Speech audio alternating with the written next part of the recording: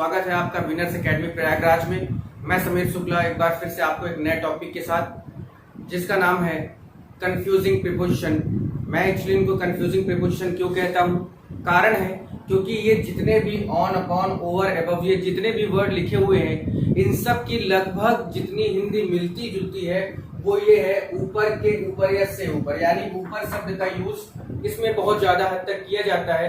लेकिन कंफ्यूजिंग क्या है, क्योंकि ये वर्ड लिखे हैं और इन चारों का मतलब ऊपर या के ऊपर होता है, तो सबसे बड़ी प्रॉब्लम यही होती है कि how can we identify that we need to use in a sentence on, upon, over और अबव। तो इसी चीज के बारे में आज हम लोग पढ़ाई करेंगे, जानेंगे, समझेंगे। और प्लीज अगर इंटरेस्टिंग लगेगा तो इस वीडियो को पूरा लास्ट तक लेके जाना और देखना कि हाँ इस पे क्या क्या हो सकता है। और आज की डेट से, आज की क्लास से आपके यूज में ये अगर चारों आते हैं तो वो सारी कंफ्यूजन आपकी क्लियर हो जाएगी, मेरा आपसे वादा है। तो बने रहे चैनल के साथ और लास्ट तक ये वीडियो देखिए, जिससे आप फुली एंजॉय कर सके इस पूरे टॉपिक को। चलिए अपने वीडियो को शुरू करते हैं। सबसे पहला हम लोग का जो टॉपिक है वो है ऑन। ऑन का प्रयोग आपको पता है कि ऑन का प्रयोग ऊपर या पर के सेंस में होता है। ऑन का प्रयोग पर या ऊपर के सेंस में होता है, पर या ऊपर के सेंस में होता है। लेकिन कंडीशन ये होती है कि कैसे आइडेंटिफाई करेंगे, तो मैं आज आपको बता देता हूं। इसकी एकमात्र ट्रिक क्या है कि जब कोई चीज क्या हो, फिजिकली टच में हो, जब कोई चीज फिजिकली टच हो किसी चीज से, जब कोई चीज किसी चीज से फिजिकली टच हो तो वो क्या हो जाते हैं, वहां पर ऑन का प्रयोग करना होता है। वहां पर क्या प्रयोग करना होता है, ऑन का प्रयोग होता है। जैसे मैं आपको बताऊं कि जैसे कोई आप बुक अपने हाथ में लिए हुए हैं, मान लीजिए कोई भी किताब है आपके पास जो आप अपने हाथ में लिए हुए हैं, हाथ पे वो क्या है, हाथ पे वो किताब क्या है, टच है, पूरी तरह से फिजिकली टच है, यानी हाथ नीचे है और किताब ऊपर है, यानी कोई भी गैप नहीं है। और जब ऐसी कंडीशन आ जाए कि फिजिकली टच में हो, जैसे कोई भी चीज हो, अगर किसी चीज के ऊपर रखी है या किसी चीज पर रखी है, तो वहां पर हम क्या यूज करेंगे, ऑन का प्रयोग करेंगे। तो आई होप कि आपको समझ में आ गया होगा कि फिजिकली टच किसको कहते हैं। आप समझ गए होंगे कि कोई भी चीज, चाहे मेज हो, चाहे बेंच हो, चाहे टेबल हो, कोई भी हो, कोई भी चीज हो, अगर उसके ऊपर कोई चीज रखी है, पूरी तरह से हवा में नहीं है, वो पूरी तरह से उस पर रखी हुई है, तो वहां पर हम क्या यूज करते हैं, ऑन का यूज करते हैं। एक दो सेंटेंस इसके देख लेते हैं। जैसे इसका सेंटेंस पहला क्या बताते हैं कि the book is on the book is, यहां पर गैप रखा जाए, यहां पर इसको ऐसे कर सकते हैं कि the book is on the table. आप आराम से करते हैं, कोई दिक्कत आपको नहीं होती, क्योंकि क्या है, बुक क्या है, टेबल के ऊपर रखी हुई है या टेबल पर रखी हुई है। तो ऐसे ही बहुत सारे सेंटेंसेस आप बना सकते हैं। ठीक है, एक सेंटेंस और देखिए, द स्टूडेंट, यहां पर लिखा मैंने कि the student is sitting on the table या ऑन द बेंच की बात मैं कर दूं तो बात समझ गए। अब यहाँ पे आपको क्लियर हो गया होगा कि ऑन का यूज क्यों हो रहा है, क्योंकि जो स्टूडेंट है वो अगर टेबल पर बैठेगा तो ऐसा तो है नहीं कि हवा में बैठा हुआ है, कुछ दूरी बनाए हुए है या टेबल में कुछ है, ऐसी कोई बात नहीं है। तो जब वो बैठेगा तो पूरी तरह से बैठेगा, और जब वो जैसे ही बैठेगा तो पर या ऊपर का सेंस आएगा, तो वहां के लिए हम क्या यूज करते हैं, ऑन का यूज करते हैं। एक सेंटेंस और देखते हैं जिससे आपको और पूरी तरह से क्लियर हो जाए कि इस पे क्या कर सकते हैं। जैसे यहाँ पे एक सेंटेंस देखा जाए कि ही इज स्टैंडिंग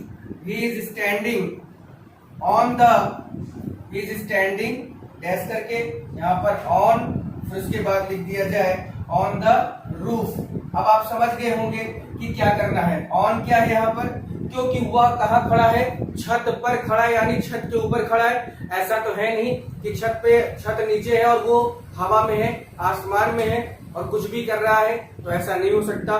जैसे वह रोड पर दौड़ रहा है तो he is running on the road, ऐसा नहीं कि हवा में दौड़ रहा है, वो रोड पर ही दौड़ रहा है। तो जब फिजिकली टच की बात होगी, यानी पूरी तरह से किसी भी दो चीजों के बीच में गैप नहीं होगा, और ऊपर नीचे अगर एक दूसरे के हैं तो वहां पर रखने या पर या ऊपर के सेंस को प्रयोग करने के लिए हमें क्या यूज करना है, ऑन का प्रयोग करना है। आप चाहे तो इसका स्क्रीनशॉट ले सकते हैं और ये क्लियर हो जाएगा, कोई इसमें बहुत बड़ा काम नहीं करना है। ठीक है, आगे बढ़ता हूं।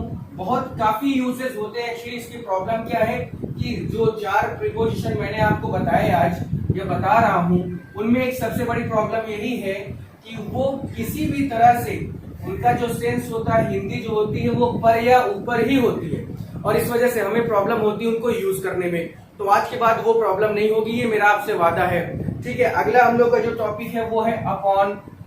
अगला जो वर्ड है वो है अपॉन। अपॉन क्या होता है ये समझते हैं। अपॉन का मतलब भी क्या होता है? ऊपर। अपॉन का मतलब भी क्या होता है? ऊपर। अब देखिए, ऊपर का सेंस तो दिया यहाँ पर, क्योंकि वो ऑन का मतलब भी ऊपर ही था।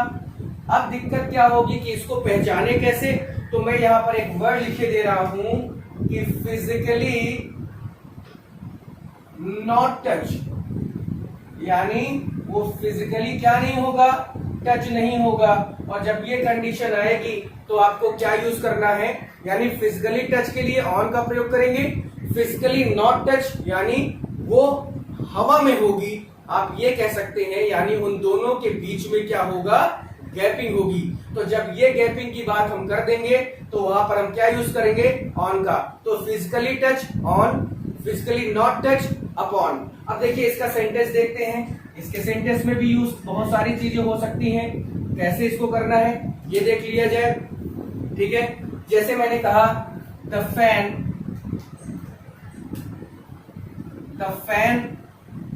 Is upon my head. The fan is upon my head. अब आप देखिए, अपॉन की बात मैं कर रहा था, तो यहाँ पे आप समझ गए होंगे कि अपॉन क्या है? फिजिकली टच, नॉट टच तो है नहीं। यानी फैन आपके सर पे जो फैन लगा हुआ है, अब ऐसा तो नहीं कि सर पे ही रखा हुआ है, यानी वो छत पे है, वो छत पर है। सीलिंग फैन जिसको कहते हैं, जो लटके हुए होते हैं, तो वो क्या है? आपके सर के ऊपर है। यानी जब सर के ऊपर का सेंस होगा और प्लस फिजिकली टच भी नहीं होगा, तो वहां पर हम क्या यूज करेंगे? अपॉन का यूज करेंगे। आप समझ रहे होंगे मैं क्या कहना चाहता हूं कि अगर सर पे ही लगा के बैठे हैं तब तो फिर वो जब सर के ऊपर लगा दोगे तब तो ऑन हो जाएगा, क्योंकि फिजिकली टच है, गैपिंग नहीं है। लेकिन गैपिंग की बात यहाँ हो रही है, यानी सर के ऊपर पंखा है। हर घर में पंखा होता है, लगभग घरों में पंखा, और उसके जो भी रूम होते हैं उसमें भी पंखे लगे होते हैं। तो वो पंखा हमसे टच तो नहीं कर रहा है, वो पंखा हमारे सर के ऊपर होता है। तो जब फिजिकली नॉट टच की बात होती है तो हम लोग क्या यूज करते हैं? अपॉन का यूज करते हैं। आई होप कि आपको समझ में आ रहा होगा, and I hope you are enjoying my video. ठीक है, एक और सेंटेंस देखते हैं। जैसे एक सेंटेंस और देखा जाए कि देयर इज अ रूफ, यानी कोई एक छत है। अपॉन माई हेड यानी मेरे सर के ऊपर कोई एक छत है। जैसे मान लीजिए आप कहीं गए और बारिश में भीगने लगे और दौड़कर एक घर के अंदर घुस गए। वो आपका घर नहीं है, वो किसी और का घर है, या बना हुआ है, कोई रहता नहीं है, या कोई भी ऐसा आपके लिए टेंट जैसा है, या किसी भी आप खाली मकान में जाके एकदम खड़े हो गए कि बारिश से आप बचे रहे, तो आप यही कहेंगे there is a roof upon my head, यानी मेरे छत के सर के ऊपर कोई एक छत है। तो वहां पर जब ये सेंस होगा तो आप क्या यूज करेंगे? अपॉन का प्रयोग करेंगे। आप समझ रहे हैं ना कि जब भी आप कहीं पे भी या किसी भी घर पे आप जाएं, क्योंकि आपका घर नहीं है, या अपने भी घर की बात कर रहे हैं या किसी की भी घर की बात करें, तो हर एक घर में छत होती है। आप जब वहां जाते हैं, मान लीजिए बारिश से बचने के लिए आप किसी घर में गए, वहां पे कोई नहीं था, आपके पास फोन आया कि भैया कहाँ खड़े हो, तो आपने बताया कि yes I am standing and there is a roof upon my head, कि मैं खड़ा हूं और मेरे सर के ऊपर एक छत है, यानी मैं भीग नहीं रहा हूं, मैं बचा हुआ हूं। तो जब ये कंडीशन आएगी तो आप अपॉन का यूज कर देना, कोई दिक्कत नहीं है। एक सेंटेंस और देखिए, एक सेंटेंस और देखा जाए जिससे और क्लियर हो जाएगा। ठीक, देयर इज अ, या ये कहा जाए कि द टेंट आप समझ गए, जो शादी ब्याह में लगता है। द टेंट इज, ठीक है, upon my head, the tent is upon my head. अब आप समझ गए कि मैं क्या कहना चाह रहा हूं आपसे, अपॉन माई हेड। यहाँ हेड की ही बात मैं क्यों कर रहा हूं बार बार, क्योंकि हम यहाँ पर अपने आप को ही पर्सनली रख रहे हैं, इस वजह से यहाँ पर हम बार बार क्या यूज कर रहे हैं? अब माई हेड का। तो अपॉन हो गया यहाँ पे भी, यहाँ पे भी। अब जैसे कोई टेंट में, जैसे कहीं शादी ब्याह में गए तो भाई खुले में तो नहीं बैठाया है उसने, यानी लड़की वाले ने, वो क्या किया है, वो आपको एक छत दिया है। वो छत क्या है, आर्टिफिशियल है, यानी टेंट की है, कपड़े की है। तो जब आप ये कहेंगे कि the tent is upon my head, यानी मेरे सर के ऊपर एक टेंट है और टेंट आपसे फिजिकली टच नहीं किया, आपके सर पे टेंट लगा हुआ है। अम्ब्रेला की बात कर दे, छाता है, छाते में भी क्या होता है, अगर आप छाता लेते हैं बारिश से बचने के लिए, तो छाता भी क्या है, आपके सर के ऊपर टच नहीं कर रहा होता है, आप उसको ऊपर रखते हैं तभी पानी बगल बगल गिरता है, यानी साइड में पानी गिरता है जब आप उसको क्या करते हैं, ऊपर रखते हैं। तो देयर इज अम्ब्रेला, या ठीक है, umbrella is upon my head, यानी अम्ब्रेला मेरे सर के ऊपर है, तो इसका मतलब है कि वो टच नहीं कर रहा है। अब आप समझ गए होंगे, आप चाहे तो इसका क्या कर सकते हैं, तुरंत इसका स्क्रीनशॉट लीजिए और तुरंत ये आपको क्लियर हो जाएगा। अब आप समझ भी गए होंगे कि कैसे इसका यूज हम करते हैं, कोई दिक्कत नहीं होगी, कोई दिक्कत नहीं होगी। और प्लीज इस पूरे वीडियो को फैला देना, शेयर कर देना, जिससे बहुत सारे ऐसे बच्चे होते हैं जिनके पास तक ये व्यवस्था नहीं होती है, तो मैं उनके पास तक पहुंचना चाहता हूं। मेरे जो जवान जो तैयारी करना चाहते हैं वो बिल्कुल लगे रहे, बने रहे, जिससे पूरी तरह से उनका डाउट क्लियर हो जाए। अगला हम लोग का वर्ड है, अगला है ओवर। नेक्स्ट वर्ड है ओवर। ओवर क्या होता है, ओवर का मतलब भी वही होता है जो अभी अपॉन और ऑन का था, तो ओवर का मतलब भी होता है ऊपर। अब यहाँ पर बात आई कि ऑन को तो फिजिकल टच में रखा, अपॉन को नॉट फिजिकल टच में रखा। अब यहाँ पर ओवर को हम कैसे रखें, क्या बना दे, कैसे इसको रखें, तो एक मात्र शब्द जानिए आप, जिससे आपको क्लियर हो जाएगा कि जब कोई चीज गतिशील हो, जब कोई चीज गतिशील हो अर्थात मोशन में हो, ठीक है, गतिशील हो, मोशन में हो, तो वहां पर क्या करेंगे, ऊपर के सेंस के लिए, ऊपर के सेंस के लिए मैं यहाँ पे के ऊपर लिख दूं तो और अच्छा है। तो गतिशील या मोशन का भाव प्रकट करने के लिए क्या यूज करते हैं आप, क्या यूज करेंगे, सीधा सा एक मात्र वर्ड है आपके पास जिसका नाम है ओवर, ठीक है।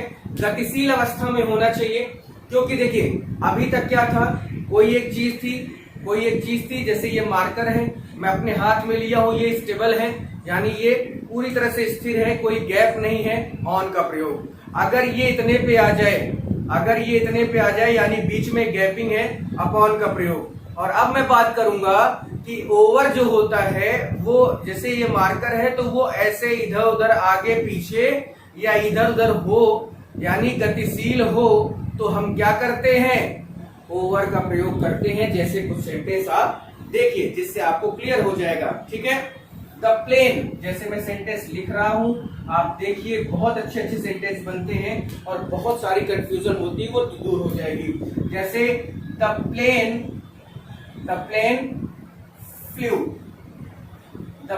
फ्लू, उसके बाद over my head, the plane flew over my head, यानी जो प्लेन है वो मेरे सर के ऊपर उड़ रही है। अब ऐसा तो है नहीं कि आपका सर जहां पे उसी के लंबवत स्थिति में वो भी खड़ी है, ऐसा नहीं है, वो है ऊपर लंबवत में है, लेकिन वो क्या है, मूव कर रही है, मोशन में है, गति में है। तो जब ये कंडीशन आएगी तो आप क्या करेंगे, ओवर का प्रयोग करेंगे, ठीक है। एक सेंटेंस और देखते हैं कि the bird is flying over my house में लिख दूं, जैसे कोई दिक्कत नहीं होगी, कि यानी चिड़िया मेरे घर के ऊपर क्या है, उड़ रही है। अब मान लीजिए मेरा घर कहीं स्थिर है, स्टेबल है, और या मैं उस घर में अपने घर की छत पर खड़ा हूं, या मेरा घर कहीं स्टेबल है। अब ऐसा तो है नहीं कि चिड़िया केवल उसी तरह से जहां पर वो स्टेबल है उतने पे वो भी स्टेबल है, वो उसके चारों ओर चक्कर लगा रही है, ऊपर जा रही, नीचे आ रही, आगे जा रही, पीछे आ रही, या उसके चारों ओर क्या कर रहे हैं, मूविंग कर रहे हैं, यानी मोशन में है, गति में है। तो जब गति में हो, मोशन में हो, तो क्या यूज करना है भाई, ओवर का यूज करना है। एक सेंटेंस और देखते हैं जिससे और आपको क्लियर हो जाए, ठीक है। द क्लाउड्स आर, ठीक है, the clouds are the clouds are over, the clouds are over my head, the clouds are over my head. ठीक है, अब देखिए यानी आसमान में जो बादल है या जो बादल है वो मेरे सर के ऊपर है, सर के ऊपर है। तो ऐसा नहीं कि एक बादल है जो पूरी तरह से आपको पूरा टारगेट में किए हुए कि नहीं हम इतने में रहेंगे, ऐसा नहीं है ना। यानी क्लाउड्स तो वो तो क्या होते हैं, इधर से उधर, इधर से उधर, वो मोशन में होते हैं, गतिशील होते हैं, स्पीड होती है उनमें, वो इधर से जाते हैं उधर जाते हैं। देखिए आप कभी भी बारिश के मौसम में देखिए हवा चलती तो पूरे बादल खिसक कर कहीं और चले जाते हैं। तो जब ये कंडीशन हो जाएगी, क्योंकि वो लंबवत में दिख जरूर रहे हैं लेकिन है नहीं, क्योंकि वो मूविंग कर रहे हैं, गतिशील है, मोशन है उनमें, तो क्या कर देंगे आप तुरंत क्या यूज करेंगे, ओवर का प्रयोग कर देंगे, जिससे आपको दिक्कत ना हो। इसी तरह से the helicopter is flying over my head, the helicopter is flying over my head. मैं कर सकता हूं, इसको ऐसे लिख सकता हूं कि the helicopter is flying, the helicopter is flying over my head. आप कर सकते हैं, कोई दिक्कत नहीं। ठीक है, अब फिर यहाँ पर बात यही आएगी कि सर हेड का ही यूज कर रहे हैं, तो भाई क्योंकि हम अपने आप को पर्सनली रख के समझा रहे हैं, आप भी अगर रखेंगे या ही रखे या सी रखे कोई दिक्कत नहीं है। किसी लड़के का नाम ले ले, किसी लड़की का नाम ले ले, तो there is no need to worry about it, just because of we are what are we are facing, what are we are going to do, that use of over, then we can use any subject और any pronoun और noun. ठीक है, clear हो गया। तो अब आप इसका चाहे तो स्क्रीनशॉट ले सकते हैं, जिससे आपको ये पूरी तरह से क्लियर हो जाए कि करना हमें कैसे है, क्या करना है।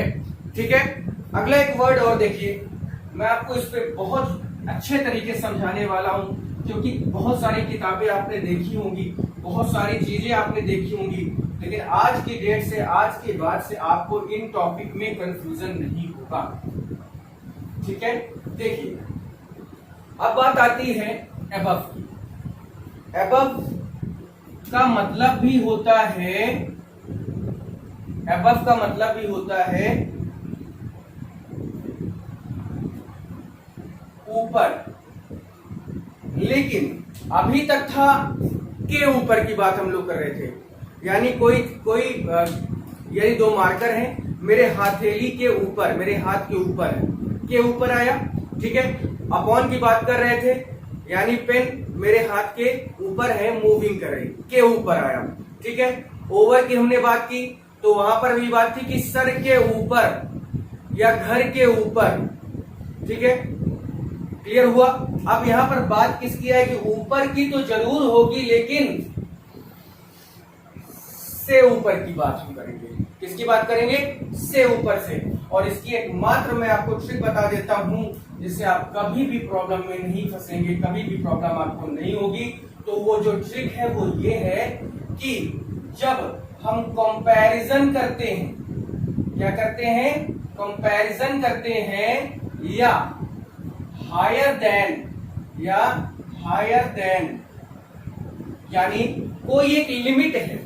जैसे मान लीजिए, ठीक है, ये आसमान है, ये आपके बादल हैं, मैं यहां पर कोई भी आदमी यानी वह यहां खड़ा है, तो उसके लिए तो ये एक सर्टेन डिस्टेंस है ही, उसके लिए ये एक सर्टेन डिस्टेंस है, यानी इस आदमी के लिए ये आसमान एक सर्टेन डिस्टेंस पे है, यानी एक दूरी पर है। लेकिन मैं इन आसमान के भी आगे की बात कर दूं कि नहीं, यहां पर क्या है, कोई एक ईगल है, कोई पक्षी है या प्लेन है। ठीक है, यानी यहां तक तो ऊपर था ही, लेकिन इसके भी ऊपर की बात जब हो जाए तो वही क्या होता है, हायर देन होता है, वही क्या होता है, कंपैरिजन होता है। यानी आसमान के ऊपर के ऊपर, आसमान के ऊपर की बात मैं कर रहा हूं यहां पर। अब आप समझिए इसको, ये क्लियर हो जाएगा आपको, श्योर क्लियर हो जाएगा कि कोई आदमी है, बादल को देखता है, तो बादल उसके ऊपर, उसके लिए क्या है, सर्टेन डिस्टेंस पे है। लेकिन एक पक्षी के बारे में बात करो, ईगल की, जो ईगल होता है वो आसमान के भी ऊपर उड़ता है, तो वो क्या है, हायर देन हो गया, कंपैरिजन हो गया। आसमान के ऊपर से भी, माने से ऊपर की बात होगी, कंपैरिजन की बात होगी। तो आप यहाँ पर समझ लीजिए कि कैसे इसको यूज करना है, कैसे इसको लिखना है, तो मैं आपको बता देता हूं, ठीक है, जिससे आपको दिक्कत नहीं होगी। ठीक है, देखिए जैसे सेंटेंस है कि द ईगल इज, या the eagle flies, the eagle, या यहां पर लिख दिया जाए इज फ्लाइंग ही कर देते हैं, द ईगल इज फ्लाइंग। अब यहां पर क्या लिखना है, ओवर, और फिर लिखना है द क्लाउड्स। अब आप समझ गए कि आज जो ईगल है वो आसमान के ऊपर, यानी आसमान से भी ऊपर उड़ता है।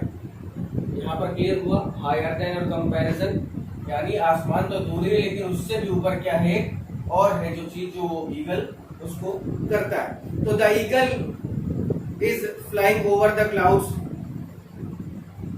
और एक वर्ड देखिए जैसे द प्लेन इज फ्लाइंग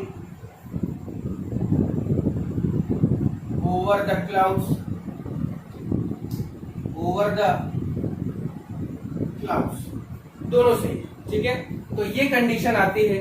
मैं इसकी एक और कंडीशन आपको बता देता हूं नंबर बी लिखकर, कि जब बात कवरिंग की होती है, कवरिंग यानी पूरी तरह से कवर करने के लिए कवरिंग की हो जाए, पर जब बात कवरिंग की होगी तो वहां पर भी हम क्या यूज करते हैं, अबव का ही यूज करते हैं। कवरिंग के लिए अबव का प्रयोग करते हैं, अबव का प्रयोग करते हैं। ठीक है, कवरिंग के लिए भी अबव का प्रयोग करते हैं, यानी कोई चादर से किसी को उड़ा दिया जाए, यानी उसको पूरी तरह से कवर कर दिया जाए। तो जब बात कवरिंग की होती है तब भी हम क्या करते हैं, अबव का ही प्रयोग करते हैं। तो आपको समझ में आ गया होगा कैसे इसको करना है, कैसे इसको रखना है। आई होप कि ये वीडियो आपको क्लियर हुआ होगा। अब आप चाहें तो जितने भी जो भी वर्ड आ जाए, हिंदी में हो चाहे इंग्लिश में हो, या 4 ऑप्शन के साथ हो, अगर आपने इसको सही से देखा है, सही से पढ़ा है, तो आपको कोई दिक्कत नहीं होने वाली, ये मेरा आपसे वादा है। तो बने रहिए इस तरह से नए नए वीडियो के लिए, अपने अपने डाउट्स क्लियर करने के लिए। और अगर आपको ये वीडियो पसंद आया है तो प्लीज कमेंट सेक्शन में जरूर ये कमेंट करना कि हाँ सर मुझे समझ में आया, ये पसंद आया। और अगर आपको नहीं भी समझ में आया है, कोई भी दिक्कत, कोई भी प्रॉब्लम हुई हो, तो आप उसको भी कमेंट में बताएं कि सर मुझे ये प्रॉब्लम हुई है, मैं उस पर नया वीडियो आपको बना दूंगा। ठीक है, तो प्लीज चैनल के साथ बने रहे, लाइक करें, शेयर करें, सब्सक्राइब करें, जिससे हर उस बंदे तक, हर उस जवान तक पहुंच सके जो इसमें अपनी प्रॉब्लम को देखता है। तो आज के बाद वो प्रॉब्लम नहीं होगी। और एक सबसे बड़ी बात कि इस वीडियो को पूरी तरह से शेयर करना, जिससे सबके पास ये पहुंच जाए। और अगर आप चाहते हैं कि आपको इसी तरह के वीडियो आपको टाइम टू टाइम मिलते रहे या डेली मिलते रहे, तो सब्सक्राइब करना और बेल आइकन को भी प्रेस कर देना, जिससे सबसे पहले वीडियो आपके पास पहुंचे। तो बने रहें विनर्स एकेडमी प्रयागराज के साथ। थैंक यू, जय हिंद, जय भारत।